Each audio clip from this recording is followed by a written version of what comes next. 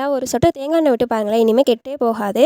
இந்த கிளிப்பெல்லாம் துணி காய போட மட்டும்தான் நினச்சிங்களா? குளிக்கிற சோப்பில் கொஞ்சமாக டெட்டால் ஊற்றி பாருங்களேன், பல ரூபாய் மிச்சப்படுத்தலாம். பல மணி நேர வேலைக்கு பாய் பாய் சொல்லுங்க. இந்த வீடியோவை ஃபுல்லாக பார்த்தா நீங்களே ஆச்சரியப்படுவீங்க. அஸ்ஸலாமு அலைக்கும், ஹாய் ஃப்ரெண்ட்ஸ், எல்லாரும் எப்படி இருக்கீங்க? இன்னைக்கு ரொம்பவே யூஸ்ஃபுல்லான கிச்சன் டிப்ஸ்லாம் ஷேர் பண்ண வந்திருக்கேன். முடிஞ்ச வர வீடியோ ஸ்கிப் பண்ணாமல் பாருங்கள். பிடிச்சிருந்துச்சுன்னா சப்ஸ்கிரைப் பண்ணி சப்போர்ட் பண்ணுங்க. Welcome to Elon kitchen.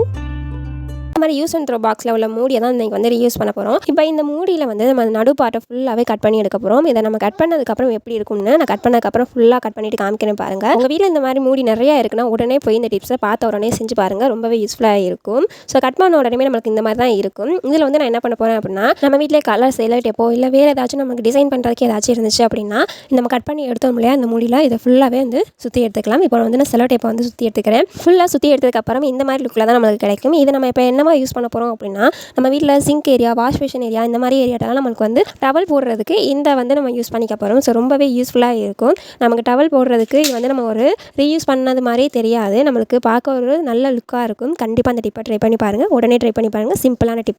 அடுத்த டிப் என்ன அப்படின்னா, நம்ம இந்த மாதிரி விம் பாக்கெட் எல்லாம் வாங்குவோம் இல்லையா, லிக்விட் பாக்கெட்லாம் காலியானதுக்கப்புறம் நம்ம தூக்கி போட தான் செய்வோம். இது வந்து தூக்கி போடாமல் எப்படி ரீயூஸ் பண்ணுறது தான். இதில் ஃபுல்லாக தண்ணி நல்லா நிரப்பிட்டு, இது பேசிக்கான ஒரு டிப்பு தான். ஃப்ரீசரில் நம்ம போட்டு வச்சுட்டோம்னா ஒரு ஐஸ் பேக்காக நமக்கு கன்வெர்ட் ஆயிரும். இது வந்து நம்ம வீட்டில் பிள்ளைங்க லீவில் இருக்காங்க அப்படின்னா கண்டிப்பாக விளாண்டு ஏதோ ஒன்று நம்மளுக்கு காயத்தோட வருவாங்க. அப்போதைக்கு வந்து நம்ம பிள்ளைங்களுக்கு இது வந்து ஒரு ஐஸ் பேக்காக யூஸ் பண்ணலாம். இல்லை நம்மளுக்கே வந்து கையில் வீக்கமாக இருக்குது, கழுத்து வலியாக இருக்குது அப்படின்னா இந்த ஐஸ் பேக்கை வச்சு நம்ம ஒத்தனை மாதிரி கொடுத்தோம் அப்படின்னா நல்லா நம்மளுக்கு வந்து ரிலீஃப் கிடைக்கும். இனிமேல் இந்த மாதிரி லிக்விட் கவர்ஸை வந்து நம்ம தூக்கி போடாமல் ஐஸ் பேக்காக யூஸ் பண்ணிக்கலாம். கண்டிப்பாக ட்ரை பண்ணி பாருங்கள். அடுத்த டிப் என்ன அப்படின்னா, நம்ம இந்த மாதிரி கண்ணாடி கிளாஸ்லாம் கழுவிட்டு நம்மளுக்கு காய வைக்கிறது கொஞ்சம் சிரமமாக இருக்கும். ஏன்னா தண்ணி வடிஞ்சு நம்மளுக்கு வர்றதுக்கு ரொம்ப சிரமமாக இருக்கும். அதுக்காக இந்த மாதிரி ஸ்டாண்டு நம்ம வீட்டில் எல்லா வீட்லையுமே இருக்கும். இந்த ஸ்டாண்டை வந்து நம்ம யூஸ் பண்ணி காய வச்சோம் அப்படின்னா தண்ணி நம்மளுக்கு ஈஸியாக வடிஞ்சு வந்துடும். நம்மளுக்கு கண்ணாடி கிளாஸ்லாம் ஈஸியாக காஞ்சி வந்துடும். கண்டிப்பாக அந்த டிப்பை ட்ரை பண்ணி பாருங்கள். ஸோ இதில் வந்து நிறையா கேப் இருக்கிறதுனால வந்து நம்மளுக்கு ஈஸியாக வந்து காஞ்சி வந்துடும். இதை வந்து மூவ் பண்ணிக்கிறதுக்கு ரொம்பவே ஈஸியாக இருக்கும். கண்டிப்பாக மறந்துடாமல் ட்ரை பண்ணி பாருங்கள், ரொம்பவே ஈஸியான டிப்ஸ். அடுத்த டிப்ஸ் என்ன அப்படின்னா, இந்த மாதிரி ஹாட் பாக்ஸில் வந்து நம்ம மசாலா ஐட்டம்ஸ் அந்த மாதிரி சாப்பாடு, அதாவது பிரியாணி, குஸ்கா இந்த மாதிரிலாம் செஞ்சதுக்கப்புறம் வந்து நம்மளுக்கு கழுவுனதுக்கப்புறம் அந்த மசாலா ஸ்மெல் இருந்துகிட்டே இருக்கும். ஸோ அப்படி இல்லை, நம்மளுக்கு வந்து ரொம்ப நாள் கழிச்சு நம்ம வந்து எடுக்கிறோம், அப்போதைக்கு நம்மளுக்கு கொஞ்சம் பேட் ஸ்மெல்லாம் அடிக்குது அப்படிங்கையெல்லாம் வந்து இந்த மாதிரி ஹாட் வாட்டர் நல்லா சுடுதண்ணியை வந்து நம்ம அந்த மாதிரி ஹாட் பாக்ஸில் ஊற்றி வச்சுட்டு ஒரு 5 மினிட்ஸ் நல்லா மூடி வச்சுருங்க. நீங்கள் இதை வந்து எந்த டிஸ்டர்பும் பண்ணாமல் அதை அப்படியே வச்சுட்டீங்க அப்படின்னா அதில் உள்ள ஸ்மெல் எல்லாத்தையுமே வந்து அந்த ஹாட் வாட்டரை எடுத்துரும். 5 மினிட்ஸ் கழித்து நம்ம இதை வந்து சும்மா நம்ம நார்மலாக கழுவிட்டு வச்சோம் அப்படின்னா அந்த ஸ்மெல் வந்து ஃபுல்லாகவே போயிடும். கண்டிப்பாக ட்ரை பண்ணி பாருங்கள். ஸோ நம்ம அதுக்கப்புறம் வந்து நம்ம சோப் போட்டு கூட கழுவ வேணாம். இதை நல்லா அலசி ஊற்றிட்டு நல்லா கமுத்து வச்சு காய வச்சதுக்கப்புறம் யூஸ் பண்ணி பாருங்கள், ரொம்பவே ரிசல்ட் தரும். கண்டிப்பாக ட்ரை பண்ணி பாருங்கள்.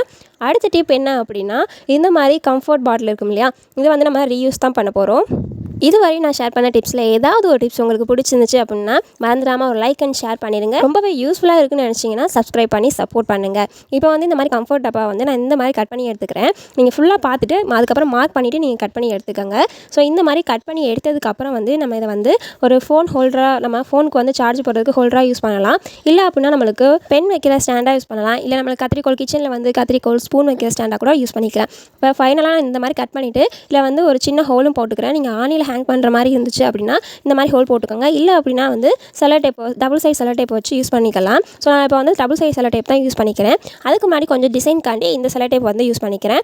இப்போ பார்த்தீங்கன்னா ரூமில் வந்து பெட்டுக்கு பக்கத்தில், சுவிட்ச் பாக்ஸ் பக்கத்தில் வந்து நான் இந்த மாதிரி செலோ டேப் போட்டு ஒட்டிக்கிட்டேன்.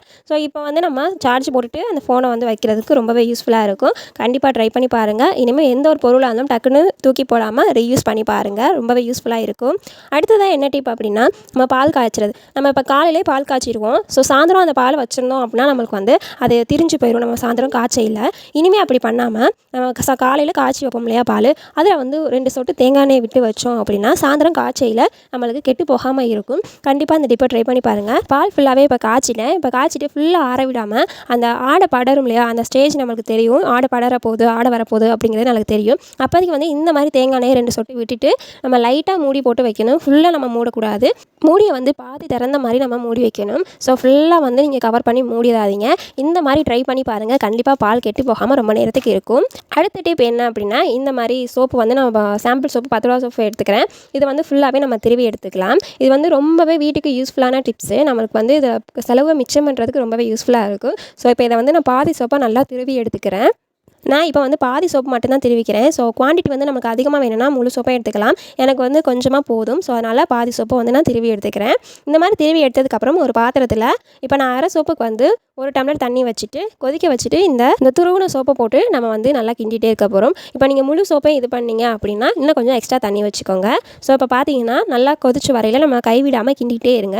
இது கொஞ்சம் கட்டிப்பட்டு தான் நம்மளுக்கு வந்து கரையும். ஸோ நல்லா நம்ம கிண்டிகிட்டே இருக்க தான் நம்மளுக்கு வந்து அந்த கட்டியெல்லாம் நம்மளுக்கு கரைஞ்சி நல்லா ஒரு பேஸ்ட் கன்சிஸ்டன்சிக்கு வரும். ஸோ அப்போ கடைசியாக காமிக்கிறேன். அது வரை நல்லா விடாமல் கிண்டிகிட்டே இருங்க. ஓரளவு சிம்மில் வச்சுக்கோங்க. ரொம்பவும் ஹை ஃப்ளேம்லேயும் வைக்காமல் ரொம்ப லோ ஃப்ளேம்லேயும் வைக்காமல் மீடியம் ஃப்ளேமில் வச்சுக்கோங்க. ஸோ நல்லா வச்சுட்டு கிண்டிகிட்டே இருங்க. கிண்ணதுக்கப்புறம் நம்மளுக்கு வந்து ஒரு ஹேண்ட் வாஷ் நம்ம லிக்விட் ஷாம்பு இந்த மாதிரி இருக்கும் இல்லையா, அந்த மாதிரி கன்சிஸ்டன்சியில் நம்மளுக்கு தெரியும். ஸோ அப்போதைக்கு வந்து நம்ம அடுப்பை ஆஃப் பண்ணிக்கலாம். ஃபைனலாக பாருங்கள் இந்த மாதிரி வந்துருச்சு. இதுக்கப்புறம் நம்ம அடுப்பை ஆஃப் பண்ணிவிட்டு ஒரு பிளேட்டில் நான் மாற்றி வச்சுக்கிறேன். ரொம்ப சூடாக இல்லாமல் ஒரு 5 மினிட்ஸ் வந்து இதை நம்ம ஆற விட்டுடலாம். ஸோ அது ஆறினதுக்கப்புறம் வந்து நம்ம வீட்டில் யூஸ் பண்ணக்கூடிய டெட்டால் இருக்கும் இல்லையா, இது வந்து இந்த சோப்போட நம்ம 2 மூடி அளவுக்கு நம்ம இதோட சேர்த்துட்டு நல்லா மிக்ஸ் பண்ணி எடுத்துட்டோம் அப்படின்னா நம்மளுக்கு ஒரு குயிக்கான ஹோம் ஹேண்ட் வாஷ் வந்து ரெடி ஆயிரும். கண்டிப்பாக இந்த டிப்பை ட்ரை பண்ணி பாருங்கள். ஸோ இந்த மாதிரி நீங்கள் நல்லா மிக்ஸ் பண்ணிங்க அப்படின்னா நமக்கு பார்க்கையிலே தெரிஞ்சிடும். நல்லா ஹேண்ட் வாஷ் மெத்தடில் நம்மளுக்கு வந்து வந்துடும். கண்டிப்பாக இந்த டிப்பை ட்ரை பண்ணி பாருங்கள். மிஸ்ஸே பண்ணாதீங்க. உங்களுக்கு ஹேண்ட் வாஷ் வந்து நம்ம காசு கொடுத்து வாங்குறதுக்கு ஒரு 10 ரூபா சாம்பிள் சோப்போடே முடிஞ்சிடும். ரொம்ப ஈஸியாக இருக்கும். இப்போ பிள்ளைங்களுக்கு வந்து நம்ம இந்த மாதிரி ரெடி பண்ணி நம்ம வீட்டில் கிச்சன் ஏரியாட்ட சிங்க் ஏரியாட்ட ஒன்றையும் பாத்ரூமில் ஒன்றையும் நம்ம வந்து ஈஸியாக வச்சிடலாம். ஸோ ரொம்பவே பட்ஜெட் ஃப்ரெண்ட்லியாக இருக்கும், சீப்பாக இருக்கும். நம்ம வீட்டிலே நம்ம கையால் ரெடி பண்ணுறதா இருக்கும். ரொம்பவே சேஃபாக இருக்கும். கண்டிப்பாக ட்ரை பண்ணி பாருங்கள். இப்போ பார்க்கையிலே உங்களுக்கு தெரியும் இந்த மாதிரி இருக்குன்னு. இப்போ இதை வந்து நம்ம ரொம்பவே ஈஸியான ப்ராசஸில் வந்து நம்ம ஹோம்மேட் ஹேண்ட் வாஷ் லிக்விட் நம்ம ரெடி பண்ணிட்டோம். கண்டிப்பாக அந்த டிப்பை ட்ரை பண்ணி பாருங்கள். இப்போ அதை வந்து ஃபில் பண்ணியாச்சு. நீங்கள் நார்மலாக கையில் வந்து நம்ம எப்போயும் கழுவ போகையில் எப்படி நம்ம ஹேண்ட் வாஷ் யூஸ் பண்ணையில இருக்கோ அதே மாதிரி இருக்கும். கண்டிப்பாக ட்ரை பண்ணி பாருங்கள். நம்ம பட்ஜெட்க்கு நம்ம இந்த மாதிரி கூட ட்ரை பண்ணி பார்க்கலாம். இந்த மாதிரி ஜீன்ஸ்லாம் வந்து நம்மளுக்கு நிறையவே இருக்கும். ஸோ ஹஸ்பண்டோடதோ பிள்ளைங்களோடதோ வந்து இந்த மாதிரி நிறையவே இருக்கும். இதில் வந்து நிறைய இருக்கிறத வந்து எப்படி மடித்து வச்சா ஸ்பேஸ் சேவிங் ஆகும்னு நம்ம யோசிப்போம். ஸோ இந்த மாதிரி ஜீன்ஸை வந்து நல்லா விரித்து விட்டுட்டு ஒரு காலை வந்து இந்த மாதிரி மடக்கி விட்டுட்டு ஸோ நம்ம இந்த ஹிப் ஏரியா இருக்கும்ல அதுலேருந்து அப்படியே நம்ம சுருட்டிகிட்டே வரணும். ஸோ டைட்டாக பிடிச்சி சுருட்டிகிட்டே வாங்க. ஸோ இந்த மாதிரி நல்லா சுருட்டிட்டு வந்ததுக்கப்புறம் நம்ம மடக்கி விட்டோம் இல்லையா, அந்த பார்ட்டை எடுத்து இதில் வந்து அப்படியே நம்ம பெரட்டி விட்டுட்டோம் அப்படின்னா நம்மளுக்கு வந்து ஒரு நீட்டான ஒரு இதில் கிடைக்கும். ஸோ நம்ம ஜீன்ஸ் எல்லாம் எல்லாத்தையும் வந்து இந்த மாதிரி நம்ம மடித்து வச்சோம்னா நிறைய வந்து மடித்து வைக்கிறதுக்கு இடம் கிடைக்கும். நம்ம ஊருக்கு எங்கேயாவது போகிறோம், வெக்கேஷன் போகிறோம் அப்படின்னா நம்மளுக்கு இந்த மாதிரி லக்கேஜில் பேக் பண்ணுறதுக்குமே ரொம்பவே ஈஸியாக இருக்கும். கண்டிப்பாக ட்ரை பண்ணி பாருங்கள். இந்த மாதிரி நம்ம செஞ்சதுக்கப்புறம் நம்ம எவ்வளோ தான் நம்ம கீழே போட்டாலோ இல்லை பிள்ளைங்க எடுத்தாலுமே கிளையவே கிடையாது. ஸோ ரொம்ப சிம்பிளான ஈஸியான டிப்பு. கண்டிப்பாக ட்ரை பண்ணி பார்த்துட்டு எப்படி இருந்துச்சுன்னு ஷேர் பண்ணுங்கள்.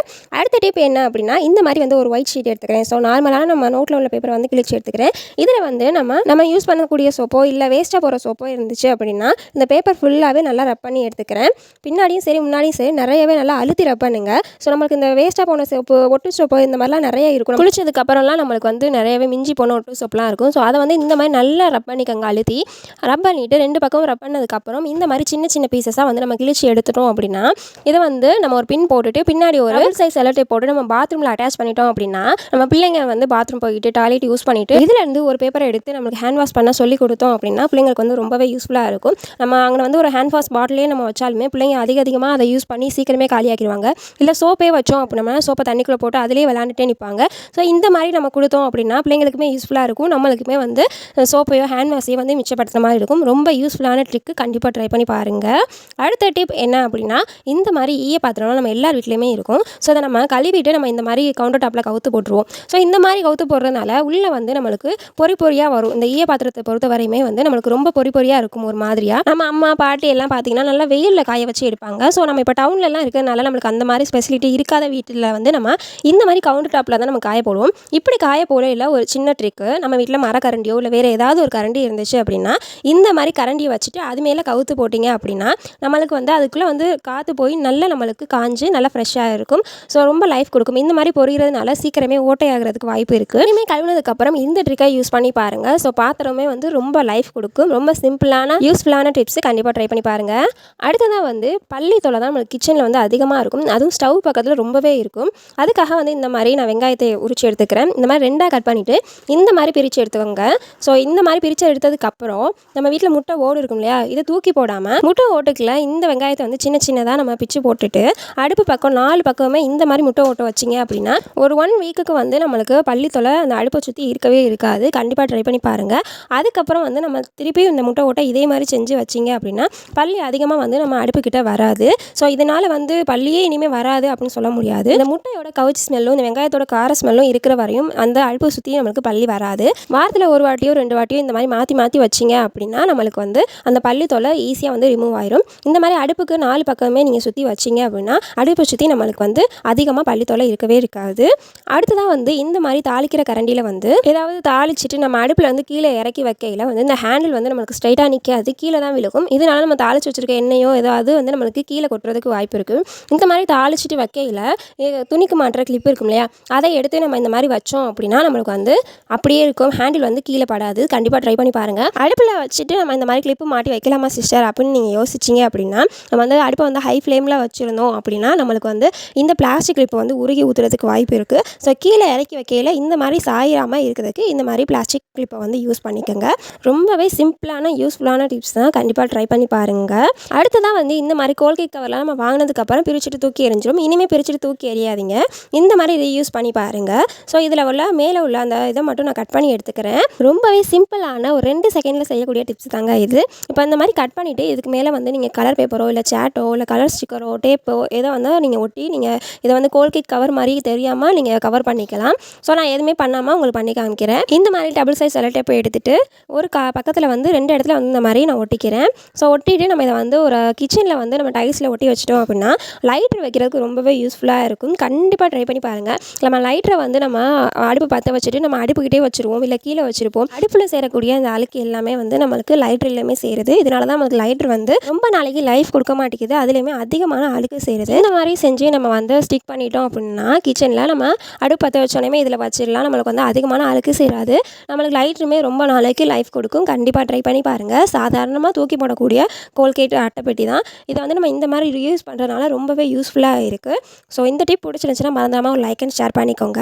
அடுத்ததாக வந்து நம்மளுக்கு பிகினர்ஸ்க்கெல்லாம் வந்து ரொம்பவே சேலை மடிக்கிறதுனா ரொம்பவே சிரமமாக இருக்கும். நம்ம மடிச்சுட்டு எடுத்தோம்னா கீழே கிளஞ்சி தொங்கும். ஸோ இதுக்கெல்லாம் வந்து ஒரு சொல்யூஷன் தான் இந்த டிப்பாக இருக்கும். ஸோ ஃபஸ்ட்டு வந்து இந்த மாதிரி கார்னர்லேருந்து எப்பயும் போல் நம்ம ஒரு கார்னர்லேருந்து ஒரு கார்னர் எடுப்போம் இல்லையா, அந்த மாதிரி வந்து 2 கார்னரையும் வந்து ஜாயின் பண்ணிக்கலாம். ஃபஸ்ட்டு ஜாயின் பண்ணிவிட்டு வந்து நம்ம துணிக்கு மாட்டுற கிளிப்பை வந்து அங்கே வந்து போட்டுக்கலாம். ஸோ இப்போ வந்து இது 2மே வந்து நம்மளுக்கு அவுராமல் இருக்கும். ஸோ இதே மாதிரி நம்ம அடுத்து வந்து நம்ம அடுத்த இதை எடுப்போம் இல்லையா, அடுத்த கார்னரை எடுத்துகிட்டு அங்கே ஒரு நம்ம கிளிப்பை போட்டுக்கலாம். ஸோ இந்த மாதிரி நம்ம கிளிப்பு போடுறதுனால நம்மளுக்கு ஈஸியாக இருக்கும், மடிக்கிறதுக்கு ரொம்பவே ஈஸியாக இருக்கும். இப்போ வந்து 2 கிளிப்பு வச்சுருக்கோம் இல்லையா, இந்த 2 கிளிப்பில் வந்து ஒரு கிளிப்பை எடுத்துகிட்டு இந்த 2 கார்னருமே ஒரு கிளிப்பை போட்டு ஜாயின் பண்ணிக்கலாம்.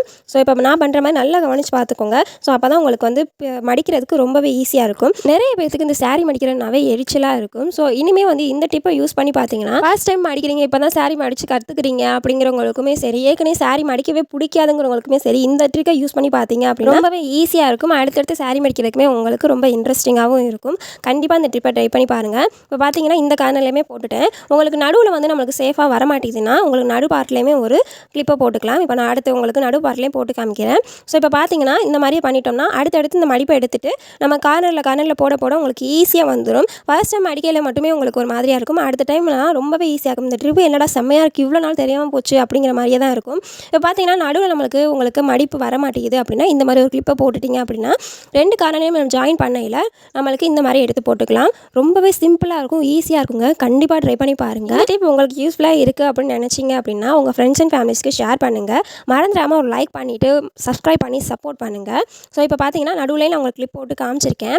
இந்த மாதிரி கிளிப் போட்டுட்டு நீங்கள் ஈஸியாக மடிக்கிறதுக்கு செம்மையாக இருக்குங்க. சாரீ மடித்ததுக்கப்புறம் நம்ம கடையில் மடிச்சு வச்சுருக்க மாதிரியே நீட்டாக வந்துடும். ஸோ அவ்வளோதாங்க, சாரியை ஃபுல்லாக நீட்டாக மடித்து முடிச்சாச்சு. உங்களுக்கே தெரியும், ஒரு 3 கிளிப்பை வச்சு நம்ம ஈஸியாக மடித்து முடிச்சாச்சு.